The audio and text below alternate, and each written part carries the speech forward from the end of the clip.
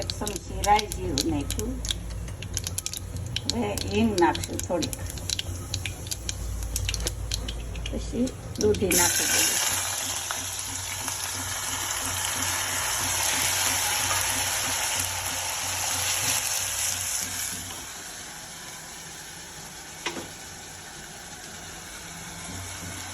હળદર નાખીશું, ધાણા જીરું એક ચમચી,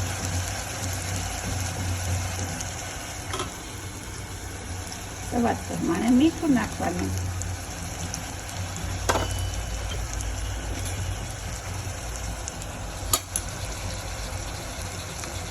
લાલ મરચું,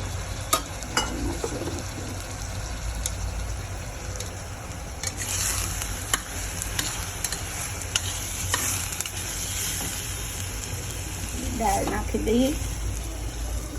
ચણાની દાળ આ ચણાની દાળ પલાળી દીધી હતી એટલે હારી સડી જાય ને. ગરમ પાણીમાં 8 કલાક પહેલા પલાળી દીધી. હારી સડી જાય. બંને મસ્તી ટેસ્ટી. ટમેટો ટમેટો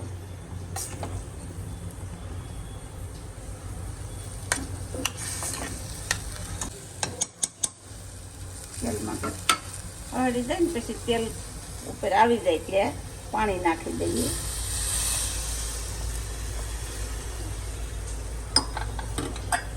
અડધો કલાક પાણી નાખવાનું. પછી કુકરને કેટલી સીટી થવા દેવાની? 4-5 થવા તો દાળ હારી સડી જાય. ઓકે, એટલે દૂધી દાળનું શાક રેડી. રેડી. 4 થી 5 સીટી થવા દેવાની. પછી ધાણા ઉપર નાખી દઈએ ખોલીને. ઓકે, દૂધી દાળનું શાક બની ગયું છે. દૂધી દાળનું શાક બની ગયું છે. હવે આપણે એને ધાણા નાખી હલાવી રોટલી ને ગરમ ગરમ દૂધી દાળનું શાક. શાક